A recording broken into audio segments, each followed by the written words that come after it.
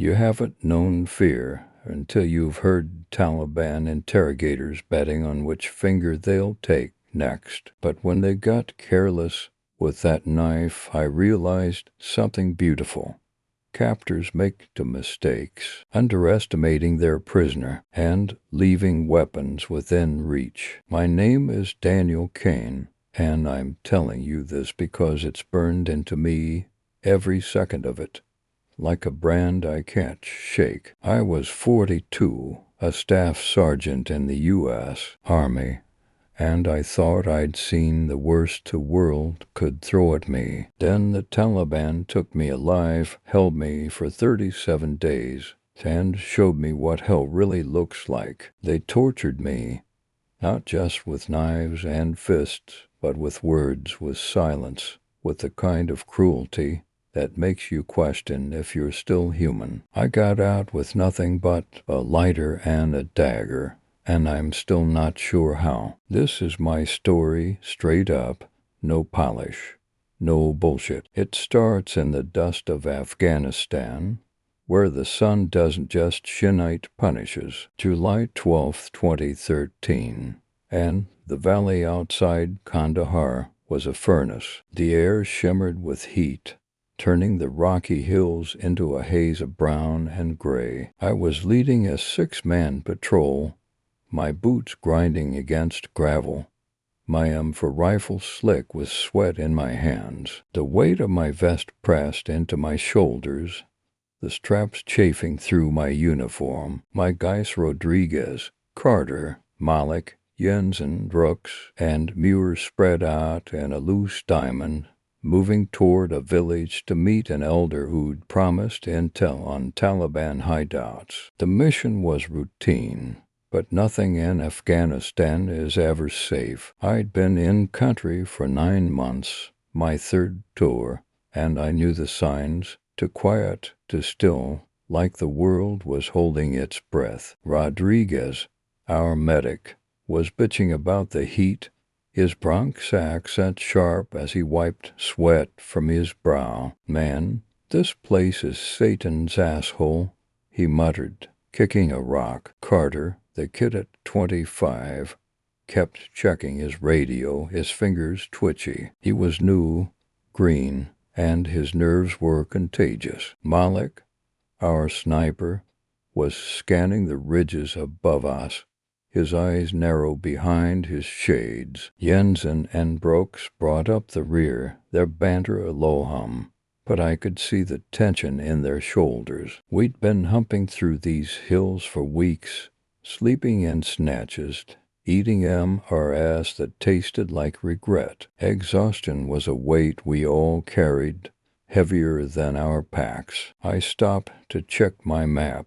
the paper crinkling under my fingers, and glanced at the ridges again. Something was off. The birds were gone, the wind to still. My gut twisted.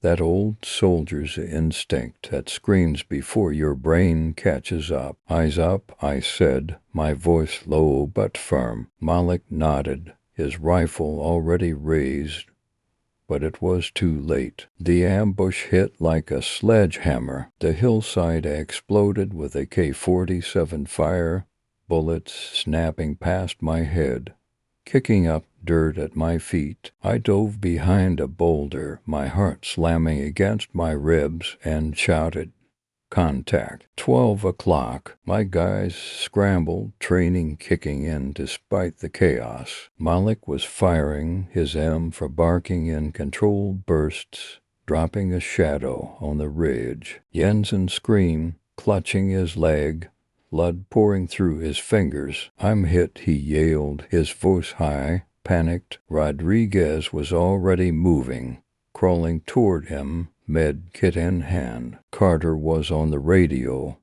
screaming for air support, but the static told me we were screwed. No help was coming. I leaned out, squeezing off rounds, my sights on a figure darting between rocks. I hit him, saw him fall, but more took his place. They were everywhere, their shouts in Pashto loud, confident, closing in. Brooks went down next, a clean shot to the chest. He didn't scream, just collapsed, his eyes white, staring at nothing. My stomach lurched, but I couldn't stop. I grabbed Jensen, dragging him behind the boulder, his blood slick on my hands. "Stay with me," I growled, pressing his hand against the wound. Rodriguez slid in beside us, tearing open a bandage, his hands steady despite the bullets zipping overhead. "He's bad, Sarge," he said,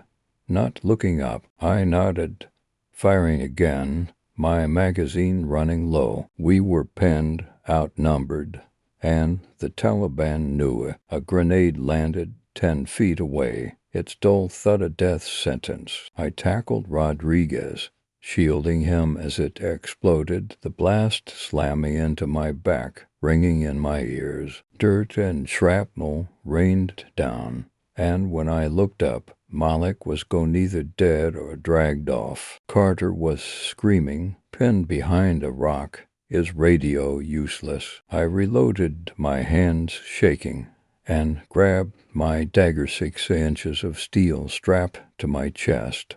My last resort. I wasn't going down without a fight. I yelled for Carter to move, to fall back, but the words barely left my mouth before something cracked against my skull. Pain flared, white-hot, and the world went black. My last thought was Carter's face, pale and terrified. As they dragged him away, I came to in darkness, my head throbbing like someone had split it open. The air was damp, sour with sweat and blood, and my hands were bound behind me, rope biting into my wrists. I was in a cave or maybe a cellar, the walls rough stone, the floor cold dirt. My gear was gone, a rifle, vest, radio, but my boots were still on, and I felt the weight of my lighter in my pocket, a cheap BIC I had carried since basic training. They hadn't found the dagger either,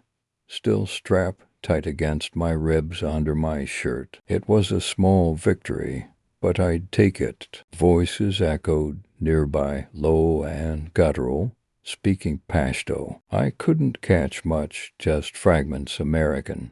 Prisoner talk. My mouth was dry, my lips cracked, and every breath felt like a fight. I tested the rope, twisting my wrists, but it was tight.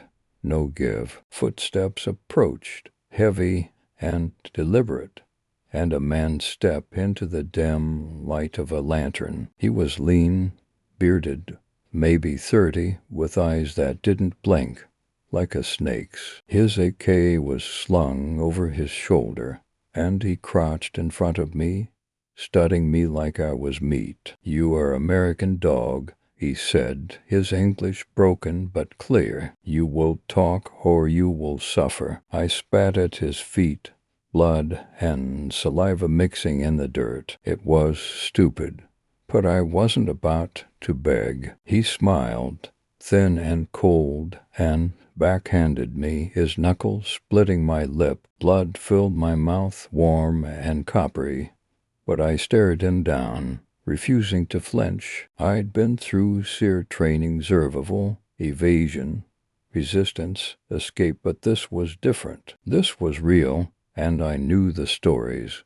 Soldiers tortured, beheaded, their bodies dumped for the world to see. My mind flashed to Sarah, my wife, waiting in Virginia, and Emma, my daughter, who just turned 10. I pushed them away. Thinking of them would break me faster than any knife. They dragged me to another room, smaller, with a single chair bolted to the floor. 2 men tied me to it, my arms wrenched behind me, my ankles bound to the legs. The bearded man Rahim I'd learned later stood in front of me, holding a knife, its blade dull but sharp enough. He didn't ask questions at first. He just cut shallow slices across my chest, slow and deliberate, like he was carving a roast. The pain was sharp, electric, burning through me, but I bit down on it, my jaw clenched so hard my teeth ached. Blood trickled down my stomach, soaking my shirt, and Rahim leaned close, his breath hot on my face. "You will break," he whispered. "All dogs break." The first day was a marathon of pain. They wanted names, troop movements, base locations. I gave them nothing, feeding them lies when I could fake coordinates, made up units. Rahim was patient, his knife precise, but his men were sloppier, angrier. One, a younger guy with a scar across his cheek, scar face. I called him, took a hammer to my fingers, smashing the knuckles until I blacked out. The pain was beyond words, a white-hot wave that drowned everything else. When I came to, they were dousing me with water, cold and filthy, to keep me awake. My hands were swollen,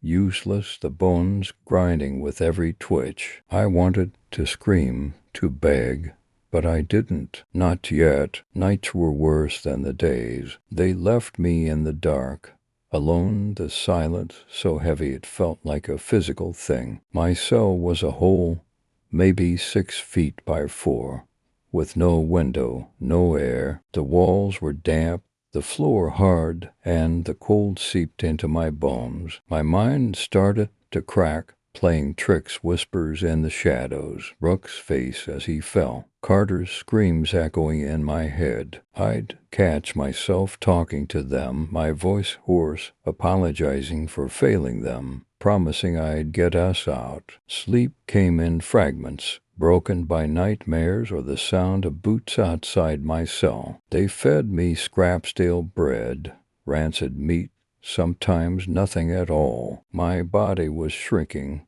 my strength fading, but my anger kept me alive, a fire they couldn't touch. Rahim knew how to play me. By the third day, he stopped cutting and started talking. He sat across from me, his voice calm, almost friendly, like we were old buddies. "Your unit has forgotten you," he said, sipping tea from a chipped mug. "No one is coming. You are nothing to them." He described what they'd do to my family if I didn't talk, his words precise, like he'd memorize Sarah's name, Emma's school. I tried to block it out, but doubt crept in, slimy and cold. What if he was right? What if I was alone? That's when the real torture began, at the pain, but the way they got inside my head, planting seeds I couldn't uproot. I started counting seconds to stay sane,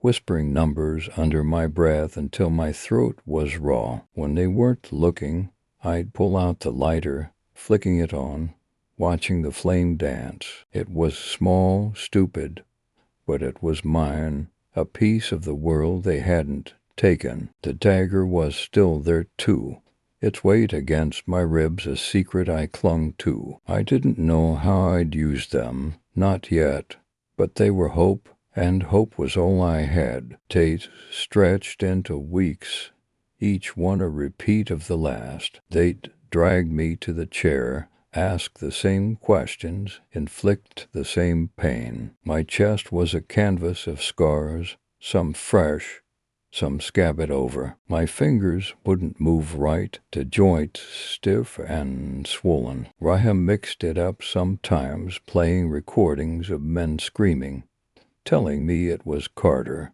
that he'd broken, given them everything. I didn't believe him, but it hurt, a knife in my gut. Other times, they'd leave me tied up for hours, my muscles cramping, my mind fraying. I saw things in the dark, Sarah's face, Emma's smile, then Rahim's eyes, always watching. I started watching them back. Rahim was the leader, always in control, but his men were less disciplined. Scarface was lazy, distracted, always checking his phone. The wiry guy with the limp smoked constantly, his hands shaky. The quiet one never spoke, but he watched me too closely, like he knew I was planning something. There were 5 of them, sometimes 6, and they argued, their voices sharp, their gestures careless. I learned their routines. Scar-faced took the late shift. The quiet one checked my cell at dawn. Rahim came and went. They weren't invincible. They were human, and humans make mistakes. On what I think was day 10, they moved me to a new cell, higher up, with a crack in the wall that let in a sliver of light. It was barely enough to see by, but it was everything. I could hear wind, smell dust, feel the world outside. The cell was bigger, maybe 8 feet across, with a rough stone floor and a pile of rags in the corner. The rope was looser here, tied to a metal ring in the wall, and I found a jagged stone near the base, sharp enough to cut. I started working it when I was alone, rubbing the rope against the stone, slow and painful, the fibers biting into my wrists. Blood dripped onto the floor,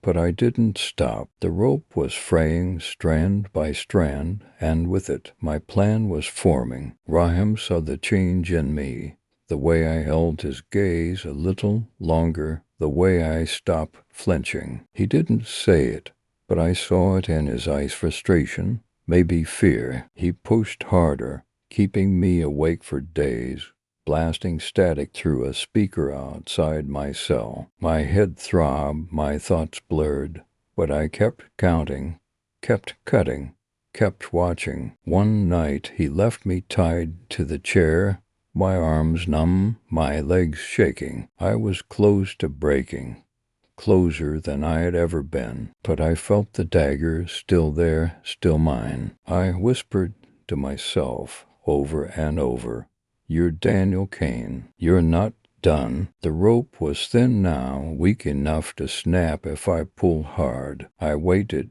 counting Scarface's steps, his heavy boots echoing in the tunnel. He was always last, always sloppy. The lighter was my wild cardsmal, but enough to start a fire, to sow chaos. The dagger was my weapon, my way out. I didn't know if I'd survive, but I'd go down fighting. For Sarah, for Emma, for the men I'd lost. It was late, maybe day 37, when I heard Scarface coming, his footsteps slower than usual, like he was half asleep. The others were quiet, probably in their bunks. My heart was pounding, but my hands were steady, the rope ready to give. I gripped the lighter, the dagger's hilt pressed against my chest. I took a breath, deep and slow, and waited for the door to creak open. Scarface stepped in, his AK slung loosely,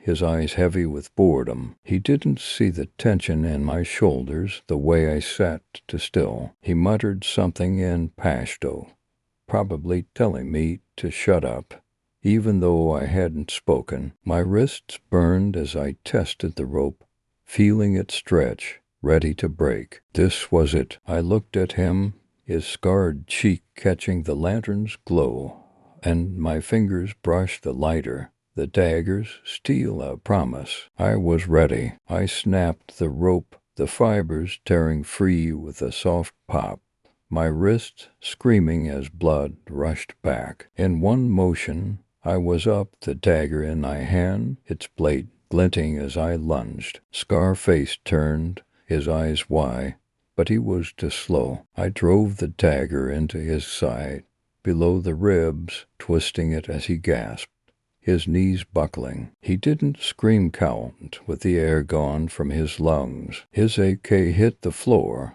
and I caught him, easing him down quietly, his blood warm on my hands. I grabbed the rifle, checked the magazine, 15 rounds, maybe less. It'd have to do. The tunnel was silent, but it wouldn't stay that way. I flicked the lighter, the flame small but steady, and held it to the rags in the corner. They caught fast, smoke curling up, thick and choking. The fire spread to a crate, wood crackling, the heat licking at my skin. I needed chaos, and I had it. I slipped into the tunnel, keeping low, the AK ready. My body was weak, my hands trembling, but adrenaline was a drug pushing me forward. Shouts erupted behind me, Pashto curses, boots scrambling. The smoke was my lie, stinging my eyes, hiding me as I moved. The tunnel sloped upward,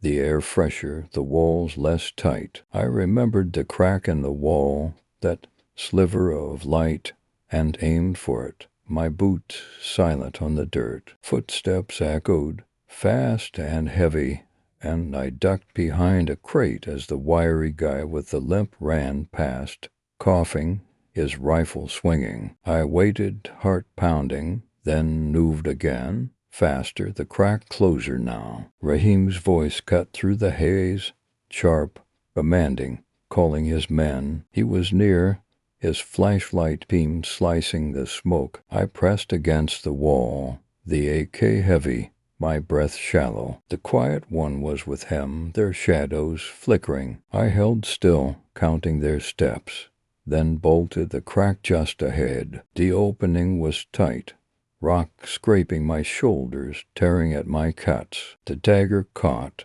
but I yanked it free, refusing to lose it. I squeezed through, the night air hitting me like a shock, cold and sharp. Stars burned above the mountains, the world vast and open after weeks in a hole. I was out, but not safe. The cave entrance was below, shouts and gunfire echoing. They knew I was gone. I ran, stumbling over rocks, my boot slipping on gravel. The AK bounced against my chest, the lighter in my pocket, the dagger in my hand. My body was failing, ribs cracked, hands useless, but I didn't stop. The mountains were a maze of ridges and gullies, the ground uneven, treacherous. My lungs burned, each breath a knife in my chest. I kept north, following the stars, my only guide. Behind me, voices carried on the wind, faint but relentless. Rahim's men were hunting, their flashlights sweeping the slopes. I dropped into a ditch, rocks cutting my knees, and checked the AK-10 rounds left. The lighter was still there, its plastic warm. I gripped the dagger, its weight steadying me, and listened. The voices were closer, their steps crunching. I had to move. Dawn broke, gray and cold, the sky heavy with clouds. I saw a dirt road below, barely a track, winding through the valley. It was a risk, but I was out of time. I stayed low, moving parallel, watching for movement. My legs were lead, my vision spotting, but I thought of Sarah, her hand in mine, and Emma, her laugh like music. The road curved toward a village with brick houses, smoke rising from chimneys. Friend or foe, I didn't know, but I couldn't run forever. A truck appeared, its engine rattling, headlights cutting the haze. I crouched behind a boulder, the AK ready, my breath short. Two men got out, rifles slung, their voices low. They weren't Taliban local militia, maybe, or farmers. I had seconds to decide. My body was done, my strength gone. I stepped out, hands raised, the AK at my feet, the dagger in my belt. American, I said, my voice a rasp. Help. They stared, their faces hard. Then one nodded, pointing to the truck. I didn't trust them, but I climbed in, the dagger closed, the lighter in my pocket. The truck lurched forward, the village fading, and I let myself hope, just for a moment, that I'd make it. Rahim was still out there, his men still hunting, but I'd escaped. A spark and a blade, that's all it took. For now, the truck rattled along, the men silent, their eyes flicking to me in the mirror. I kept my hand near the dagger, ready, my body cold despite the exhaustion. The driver muttered something, the other nodded, pointing ahead. We were nearing a town, maybe an outpost. The mountains loom, stark and silent, and I felt Rahim's presence, like a shadow I couldn't shake. We reached the town by noon, a sprawl of dust and noise. The men stopped at a checkpoint, Afghan police in faded uniforms, their faces carved